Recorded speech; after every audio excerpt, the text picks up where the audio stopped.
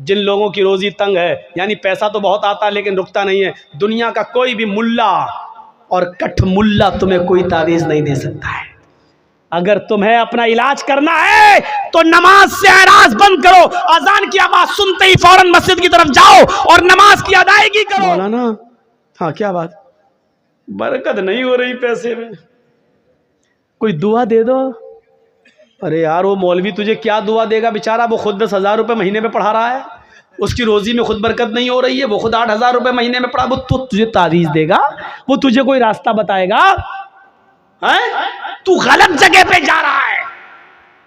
वो दिल की तसल्ली के लिए कुछ लिख के दे दे, तू लटका ले, वो अलग बात है, लेकिन अल्लाह की कसम मौलवी के पास रिस्क में बरकत की कोई दुआ नहीं है। अल्लाह ने साफ कह दिया अगर रोजी में बरकत चाहते हो तो ये तरीका अपनाओ। वमन आरज़ा अन ज़िक्री फ़इन्न लहू मईशतन ज़नका, जो मेरे जिक्र से एराज करेगा, यहाँ जिक्र से मुराद नमाज है, जिक्र से मुराद नमाज है। देखिए अल्लाह ने कुरान में दूसरी जगह कहा फ़इज़ा नूदिया लिस्सलाति मिन यौमिल जुमअति फ़सअू इला ज़िक्रिल्लाह या अय्युहल्लज़ीना आमनू इज़ा नूदिया लिस्सलात, ईमान वालो जब तुम्हें जुमे की नमाज के लिए बुलाया जाए, इज़ा नूदिया लिस्सला, जब तुम्हें नमाज जुमा के लिए आवाज़ दी जाए, यानी अजान हो, फ़सअू इला ज़िक्रिल्लाह, तो तुम दौड़ पड़ो कहाँ? अल्लाह के जिक्र की तरफ, यानी नमाज के लिए। जिक्र से मुराद क्या है? नमाज। यहाँ जिक्र अल्लाह ने किसको कहा? नमाज को। यहाँ अल्लाह ने क्या कहा? वमन आरज़ा अन ज़िक्री, जो मेरे जिक्र से मुंह मोड़ेगा, फ़इन्न लहू मईशतन ज़नका, हम उसकी रोजी तंग कर देंगे। मेरे जिक्र से मुराद नमाज, यानी नमाज के वक्त जो मुंह मोड़ेगा हम उसकी रोजी तंग कर देंगे। आप नमाज पढ़ना शुरू कर दीजिए, रोजी के दरवाजे खुल जाएंगे, रोजी के दरवाजे खुल जाएंगे। अब एराज किसे कहते हैं वो भी सुन लीजिए, मुंह मोड़ना किसे कहते हैं? मिसाल दूं,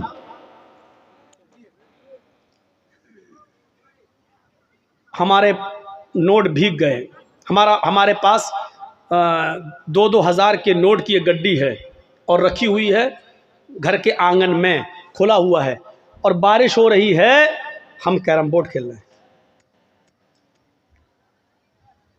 लोगों ने कहा रे बारिश हो गई है, वो देखो वो देखो वो देखो, नोट भीग रहे हैं। इसको कहा जाएगा नोटों से एराज करना। नहीं समझे? एक और मिसाल समझाता हूं।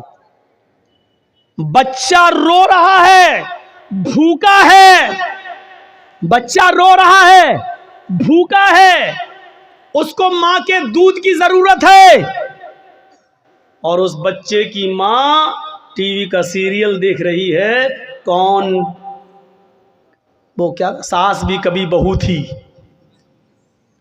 टीवी का सीरियल देख रही है, बच्चा रो रहा है और माँ टीवी के सीरियल में लगी हुई है। नहीं नहीं, बच्चे को उठाऊंगा, दूध पिलाऊंगी तो ये समझ नहीं पाऊंगी, ये बच्चा रो रहा है, माँ देखने में लगी है। इसको कहते हैं बच्चे से एराज करना, यानी माँ को टीवी के सीरियल की फिक्र ज़्यादा है, बच्चे की फिक्र ज़्यादा नहीं है। हालांकि बच्चे को फेंक नहीं रही है, बच्चे को भगा नहीं रही है, बच्चे को घर से मार भी नहीं, हट चुप चुप पहले देखने दे, चुप चुप, मार भी नहीं रही, लेकिन रोने दे रही है, परवाह नहीं कर रही है, टीवी देखने में लगी है। इसको क्या कहा जाएगा? इसने बच्चे से मुंह फेर लिया, इसने बच्चे से एराज कर लिया। समझ गए ना? मसलन घर में आग लग गई है, हम क्रिकेट खेल रहे हैं, किसी ने बताया तुम्हारे घर में आग लग गई है, फौरन क्रिकेट छोड़ के हमें घर जाना चाहिए, जितना बच गया उसको बचाना चाहिए, जितना जल गया उसके बनाने की फिक्र होनी चाहिए कि नहीं हम इसको बनाएं। उसकी फिक्र नहीं कर रहा है, जो कुछ बच सकता है पानी वानी डाल के उसको बचाना चाहिए, लेकिन नहीं बचा रहा है, क्रिकेट खेलने में लगा है। इसका मतलब क्या है? उसने अपने घर से एराज कर लिया।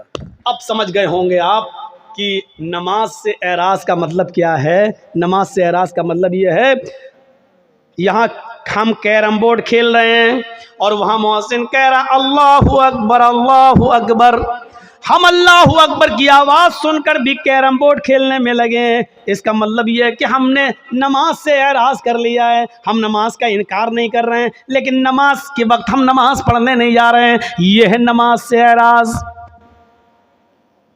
यहाँ मैच हो रहा है, इंडिया पाकिस्तान का मैच आ रहा है, यहाँ अज़ान की आवाज़ आती है हय्या अलस्सला, आओ नमाज के लिए। हम सोच रहे हैं यार 5 ओवर बाकी रह गया है, हम ये देख लें, अगर ये नहीं देखेंगे अगर नमाज पढ़ने जाते हैं तो मैच का लुत्फ नहीं ले पाएंगे, कौन हारा कौन जीता ये तो पता चल जाएगा, लेकिन मैच का एक एक बॉल का जो मजा लेना है और एक एक बैट शॉट का जो मजा लेना वो देखकर ही मिलेगा। हमें मालूम है 5 ओवर बह गए हैं, लेकिन 5 ओवर के देखने के चक्कर में हमारी जमात चली जाएगी। ऐसे मौके पर जमात को नजरअंदाज कर देना और मैच को देखते रहना, ये है नमाज से एराज, ये है नमाज से एराज। जो नमाज से एराज करेगा हम उसकी रोजी को तंग कर देंगे। जिन लोगों की रोजी तंग है, यानी पैसा तो बहुत आता है लेकिन रुकता नहीं है, दुनिया का कोई भी मुल्ला और कठ मुल्ला तुम्हें कोई तावीज़ नहीं दे सकता है। अगर तुम्हें अपना इलाज करना है तो नमाज से एराज बंद करो, अजान की आवाज सुनते ही फौरन मस्जिद की तरफ जाओ और नमाज की अदायगी करो। अल्लाह से के जिक्र से एराज का भयानक अंजाम क्या होता है, उस अंजाम की तरफ मैं तुम्हें लाना चाहता हूं। आपने नाम सुना होगा, उत्तर प्रदेश में एक जिला है जिसका नाम है गाजियाबाद। बाई रोड जब आप गाजियाबाद से दिल्ली जाएंगे, बाई ट्रेन की बात नहीं कर रहा हूं मैं, बाई रोड जब आप गाजियाबाद से दिल्ली जाएंगे तो गाजियाबाद और दिल्ली के बीच में एक कस्बा पड़ता है जिसका नाम है लोनी, जिसका नाम है लोनी। मुसलमानों की अक्सरियत यहाँ रहती है, मुसलमान ज़्यादा इस बस्ती में रहते हैं और सब अल्लाह का शुक्र है ज़्यादातर दौलतमंद, पैसे वाले और बड़ी बड़ी कोठियों के मालिक। सन 1995 की बात मैं बता रहा हूँ, 1995 की। सुनिए अल्लाह के जिक्र से एराज का नतीजा क्या होता है। अल्लाह का जिक्र से नहीं, नमाज से के वक्त जो नमाज नहीं पढ़ता है तो उससे मुंह मोड़ने का नतीजा क्या होता है, जरा सुनिएगा आप। सन 1995 के अंदर, 1995 के अंदर इस गांव के अंदर 2 सगे भाइयों की शादी होने वाली थी। 2 सगे भाइयों की बारात लोनी से हटकर एक दूसरे गांव में जाना थी और लड़कियां दोनों उसी गांव की थी। एक साथ बारात जाना थी, एक लड़के की बारात इस लड़की की यहां, दूसरे लड़के की बारात दूसरी लड़की की यहां जाना थी। गांव एक ही था और बारात दोनों की एक साथ जाना थी। सिर्फ निकाह से एक दिन पहले इन 2 अमीर बाप के बेटों ने, इन दोनों बेटों ने सोचा क्यों ना हम अपने यार और दोस्तों को बुलाकर आज की रात को रंगीन कर लें और डांस करवा लें, नाच करवाएं, गाने से हम अपनी महफिल को सजाएं। तो इन लोगों ने दिल्ली जाकर, दोनों भाइयों ने दिल्ली जाकर दिल्ली से कुछ तवाइफों को पैसा दिया और पैसा देकर उनको रात भर गाने के लिए और नाचने के लिए वहाँ से बुक कर लिया और उनको ले आए। इन दोनों भाइयों की गाड़ी आगे आगे चल रही है और तवाइफों की गाड़ी पीछे पीछे चल रही है। लोनी आ जाती है, इशा की नमाज हो चुकी है, महफिल सज गई है, यार दोस्त भी आ गए हैं, पूरे घर के अंदर दोस्त भरे पड़े हैं। दिल्ली से जो तवाइफें आई थी उन्होंने अपना कार्यक्रम शुरू कर दिया। कार्यक्रम शुरू हो गया, नाच शुरू हो गया, गाना शुरू हो गया। तवाइफों ने अपने ठुमके दिखाना शुरू कर दिए, अपनी कमर मटकाना शुरू कर दी। गाने में एक से एक बेशरम और बेहया गाने गाने लगे। ये दोनों भाई और उनके यार दोस्त मजे ले लेकर उस रात का मजा ले रहे हैं, उन तवाइफों के छलकते हुए जिस्म और उनकी कमर के मटकने का और ठुमकों का आनंद ले रहे हैं। रात कब गुजर गई पता नहीं चला, रात कब गुजर गई पता नहीं चला। सुबह फजर की आजान की आवाज आने लगती है, अल्लाहु अकबर अल्लाहु अकबर अल्लाहु अकबर अल्लाहु अकबर। इन दोनों भाइयों के मकान से कोई 200-300 मीटर की दूरी पर मस्जिद है और उस मस्जिद से एक मुअज्जिन आज़ान दे रहा है। उसकी आज़ान की आवाज इस घर में भी आ रही है जहां नाचो गाना हो रहा है। उन तवाइफों ने जब आज़ान की आवाज सुनी तो अपने पायलों की छनकार रोक दी, अपने कमर का ठुमका छोड़ दिया। वो थोड़ी देर के लिए आज़ान को सुनती हैं और खामोश हो जाती हैं। इन दोनों भाइयों ने देखा कि इन तवाइफों ने नाचना छोड़ दिया, इन्होंने गाना छोड़ दिया, ये सीधी खड़ी हो गई हैं। इन तवाइफों के खड़े हो जाने से और खामोश हो जाने से उन दोनों भाइयों को बहुत गुस्सा आया। दोनों भाइयों ने उन तवाइफों से कहा, क्या हुआ, रुक कैसे गई हो, ये ठुमके दिखाना, नाचना और गाना तुमने बंद कैसे कर दिया। उन तवाइफों ने कहा, साहब ये अजान की आवाज आ रही है, अजान की आवाज आ रही है, अजान के एहतराम की वजह से मैं रुक गई हूं। उन भाइयों ने कहा, क्यों रुकी हो, नहीं नाच गाना शुरू करो। इन तवाइफों ने कहा, देखिए साहब, हम भले ही गुनाहगार हैं, हम भले ही मजबूरी में अपने जिस्म की नुमाइश करते हैं और नाचते हैं और गाते हैं, लेकिन इसका ये मतलब नहीं है कि आज़ान की आवाज़ का भी हम एहतराम न करें। इतना तो हम मानते हैं, इतना तो डर हमें भी है। साहब थोड़ी देर की तो बात है, आज़ान हो जाने दीजिए, उसके बाद हम नाचना और गाना शुरू कर देंगे। इन दोनों भाइयों ने जो जवाब दिया वो सुनिए। इन दोनों भाइयों ने जो जवाब दिया वो जवाब ये था, अजान तो दिन भर में 5 मरतबा होती है, वो तो होती है, वो तो फिर हो जाएगी, लेकिन तुम तो बार बार नहीं आती हो, तुम तो आज आई हो, कल थोड़ी आओगी। मुअज्जिन अपना काम कर रहा है, उसको करने दो, तुम अपना काम शुरू करो, चलो नाचो। और इन तवाइफों ने ये सोच कर कि मेरे पूरी रात की मजदूरी कहीं ये न मार ले, पैसा न दे, इसलिए उन्होंने अपने कमर को फिर मटकाना शुरू कर दिया, फिर ठुमके लगाना शुरू कर दिया और नाचना फिर शुरू कर दिया। और ये नाच गाना सुबह 7 बजे तक चला।